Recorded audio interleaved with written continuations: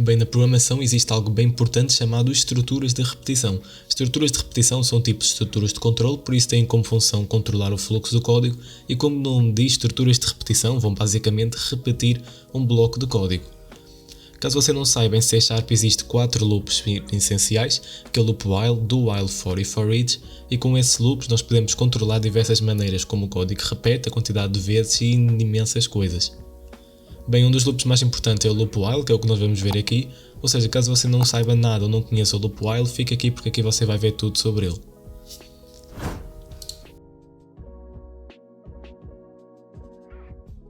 Bem, mas se você gosta deste conteúdo, confira aí em baixo o meu curso de programação C# completo, um curso desde os fundamentos da computação e informática até ao mais avançado, onde você vai estudar os fundamentos de C# do absoluto zero até ver programação orientada a objetos, sistemas de arquivos, sistema operativo, imensas coisas, onde você ainda também vai desenvolver aplicações com o .NET e estudar diversos assuntos também no .NET, ou seja, se você gosta deste conteúdo e quer aprender mais, confira aí em baixo o primeiro link colocado na descrição.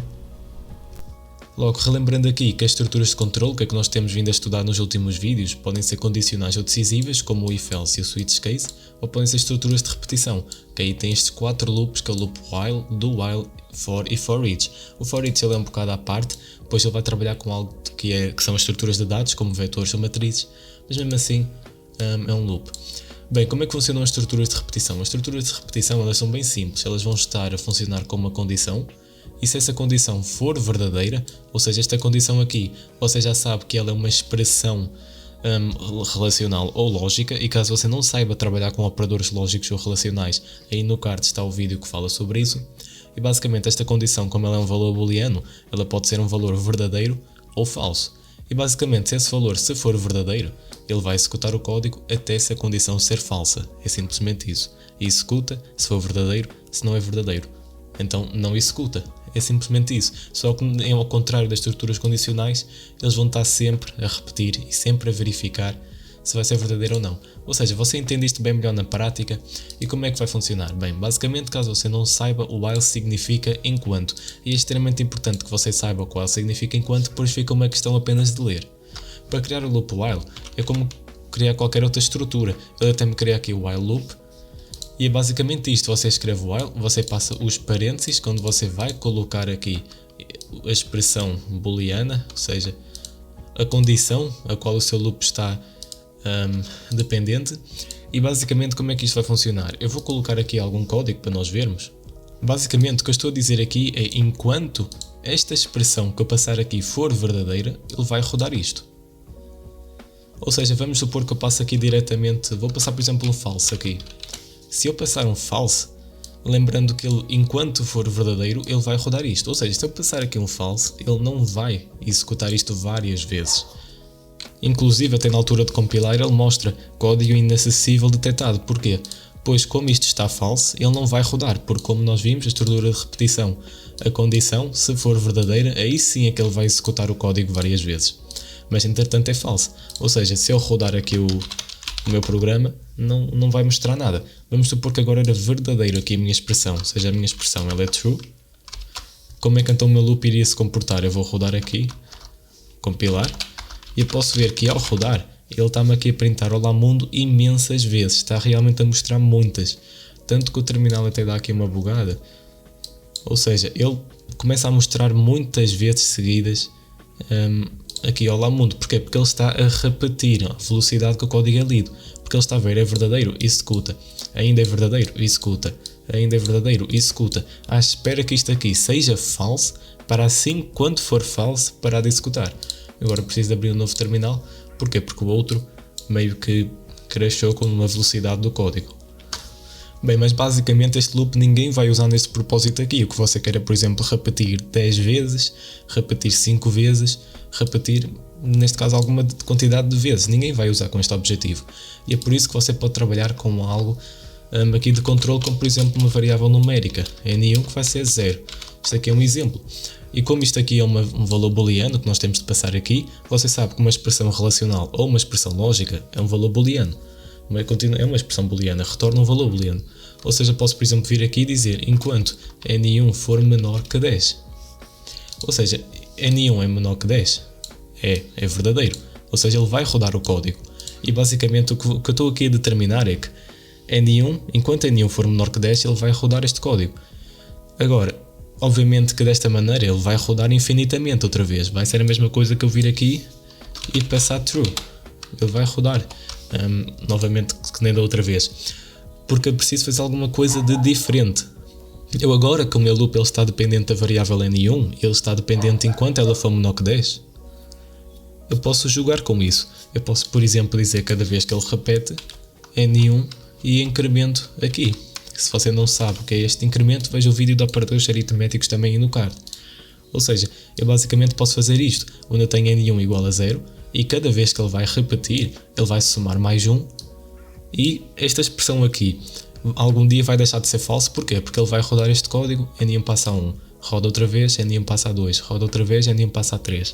Até que vai haver algum momento em que N1 vai chegar a 9, depois N1 vai chegar a 10 e então o loop vai parar porque N1 vai deixar de ser menor que 10. Ou seja, eu vou rodar aqui para nós vermos e eu posso ver aqui que ele agora parou. Ele rodou aqui um determinado número de vezes e parou. Porquê? Porque ele era 0 e rodou apenas até ser menor que 10.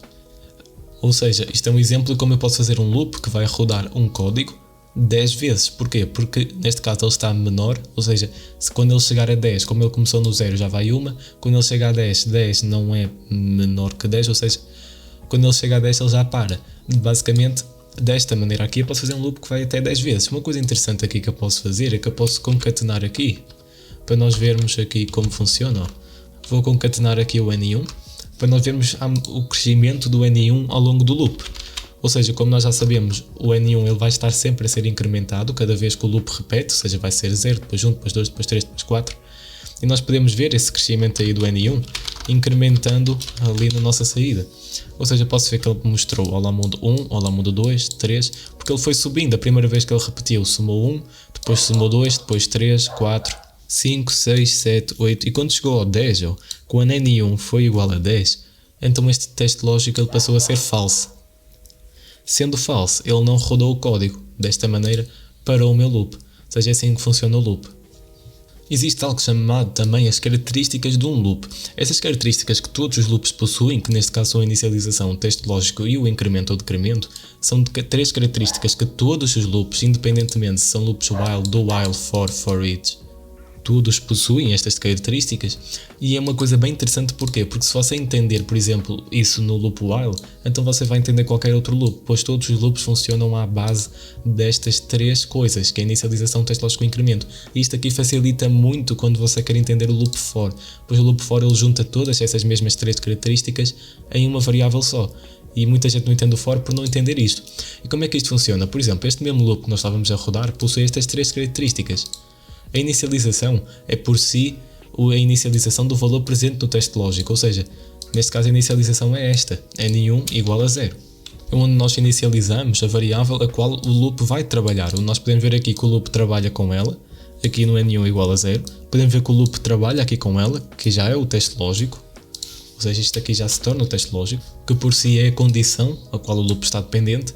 E também aqui temos o incremento ou decremento. Porquê decremento? Decremento seria se nós estivéssemos a tirar. Nós podíamos dizer aqui que N1 era 10, enquanto N1 for, por exemplo, ou que N1 era 10 igual a 0, ou que N1, por exemplo, N1 é 10, enquanto N1 for maior que 0, e eu vou tirando valores. Nós podíamos também decrementar. Mas neste caso aqui é um exemplo de um incremento. Ou seja, o loop ele vai estar sempre a trabalhar com um valor de controle, que neste caso é a nossa variável N1, onde ele inicia aqui, testa aqui, e incrementa aqui. E quando você entende isto aqui, quando ele trabalha sempre com o mesmo valor, então vai ser muito fácil para você entender qualquer loop, pois esta é a estrutura de um loop, é inicializar uma variável de controle, testar essa variável e depois incrementar para poder definir quantas vezes é que o loop vai ser executado ou não. Então isto aqui é uma coisa bem importante você entender. E não só, como por exemplo, você também pode juntar algumas coisas, como a instrução break. A instrução break, existem vários tipos de instruções, e isso neste caso é o que se chama de jump statement, como é o exemplo do break, o continue, etc. Mas por exemplo, break é uma instrução que para um bloco de código. Nós vimos isso no vídeo de switch, na estrutura switch case nós utilizamos o break pela primeira vez. E como ele para um bloco de código, ele também pode parar um loop. Por exemplo, eu poderia ter aqui um loop que não estivesse dependente de nada, Eu poderia ter aqui um loop que não estivesse dependente de nada, ou seja, fosse while true, ou seja, o loop não está dependente de nada, ele vai rodar infinitamente. E então fazer o processo do teste lógico numa condicional. Por exemplo, eu poderia dizer que se o N1 fosse, por exemplo, menor, ou se fosse, por exemplo, igual a 10, eu posso fazer isto aqui, se N1 ele for igual a 10, então eu posso dar aqui um break. E o que é que este break ele vai fazer? Ele vai parar o loop, e todo o loop para independentemente do que aconteça. Claro que este exemplo aqui não é o melhor, porquê? Porque seria bem mais fácil nós virmos aqui e colocar N1 menor que 10. Mas o que você tem de entender aqui é que a função do break é parar o loop independentemente do que aconteça, do que esteja a acontecer, o break ele vai parar. Ou seja, claro que você tem de colocar numa condicional, porque se você coloca aqui, porque se você o coloca diretamente no loop, o loop vai rodar apenas uma vez até ao break e vai parar. Mas basicamente a função do break é simplesmente quando ele for lido dentro do loop, ele vai parar o loop, e quando o loop parar, ele vai rodar o que está abaixo do código, que é qualquer coisa que esteja abaixo. Ou seja, é basicamente assim que funciona um loop, enquanto for verdadeiro. Ele roda este código. Não se esquecer das 3 características básicas de um loop, que são aquelas que nós vimos ali, de inicialização, teste lógico, incremento e decremento, e também nós temos aqui a instrução break.